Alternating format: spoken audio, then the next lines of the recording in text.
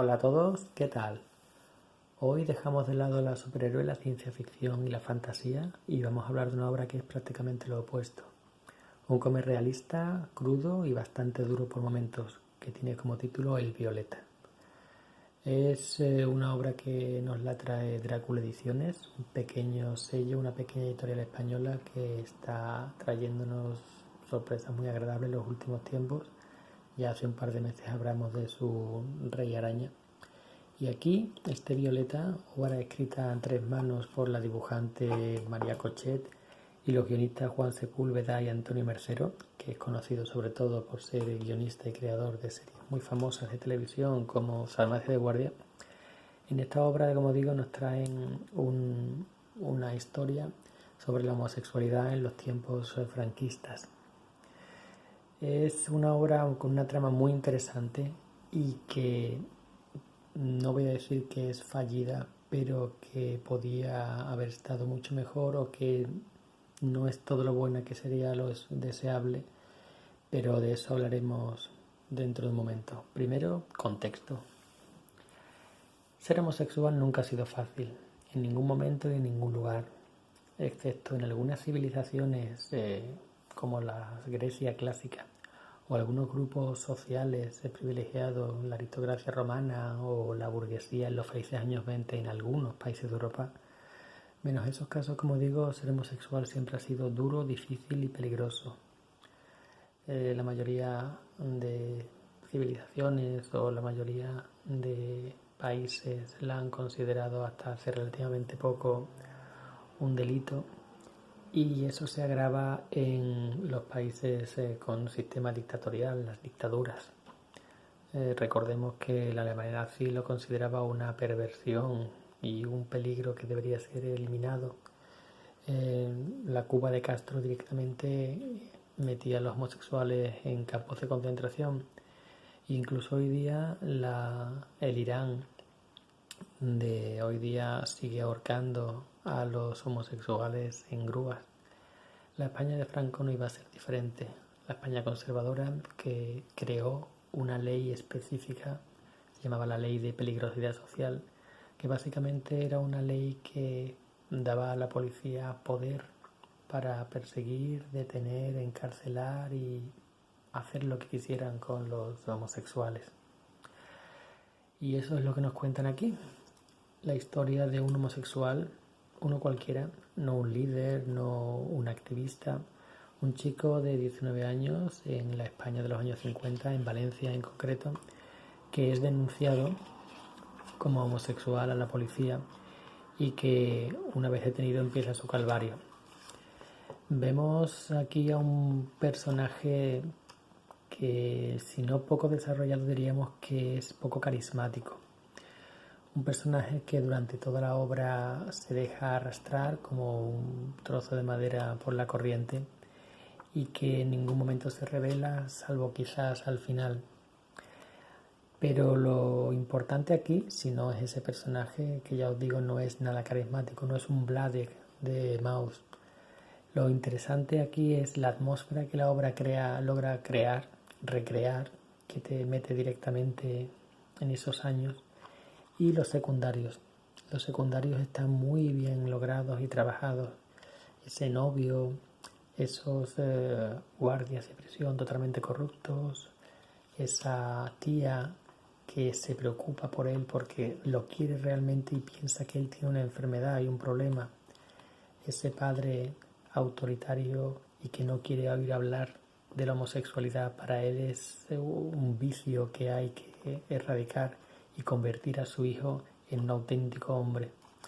Esos policías totalmente corruptos y que algunos de ellos son incluso homosexuales, que utilizan a los presos para satisfacerse y poder dar rienda suelta a sus instintos, a sus necesidades, al fin y al cabo.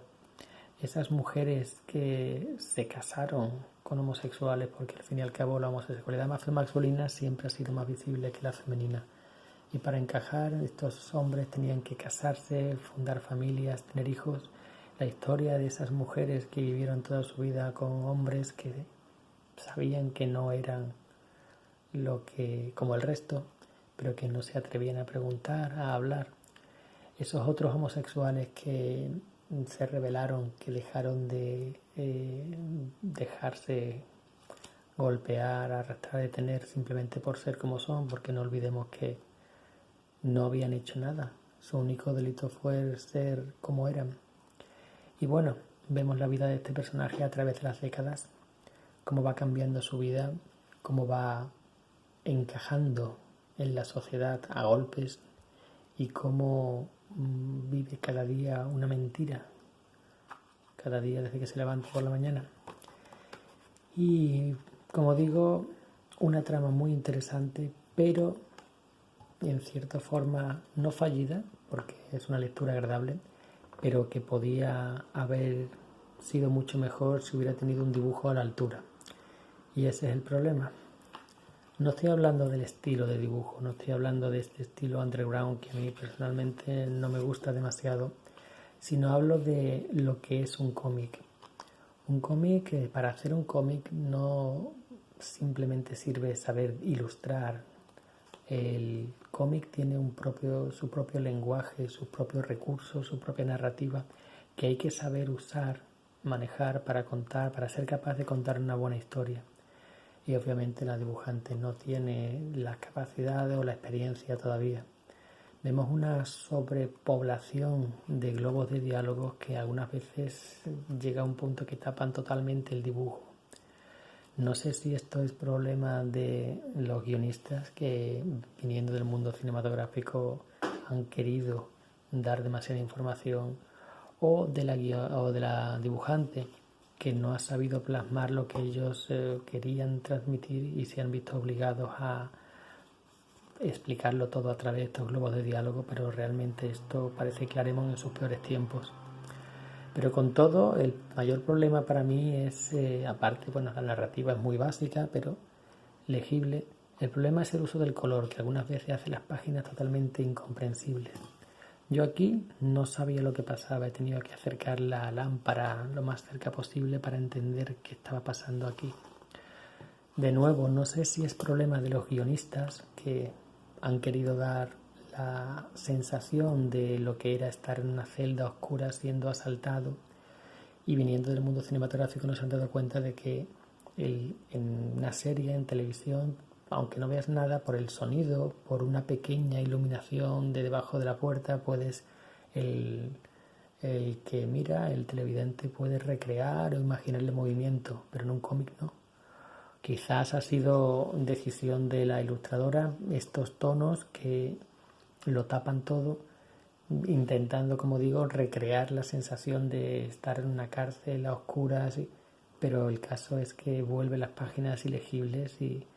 Pero bueno, por suerte no es algo que pase muy a menudo, y conforme la trama, el cómic avanza, el dibujo va mejorando, mejor dicho, el color va mejorando, el dibujo siempre se mantiene en el mismo nivel.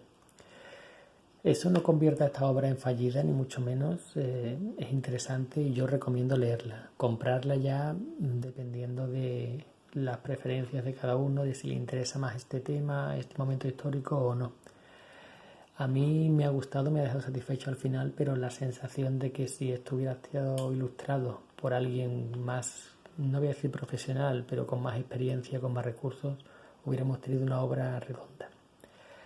Y sobre la edición, pues lo normal en esta editorial, bastante buena, ajustada de precio, 100 y pico páginas por 15 euros. Y de tamaño viene a ser algo parecido a el formato europeo del BOT.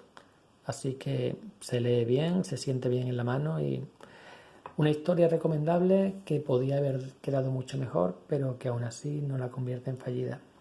Nada más. Un saludo, y la semana que viene volveremos con algo completamente diferente y que estoy deseando hablar de ello. Supongo que ya sabréis de qué. Venga, hasta la próxima.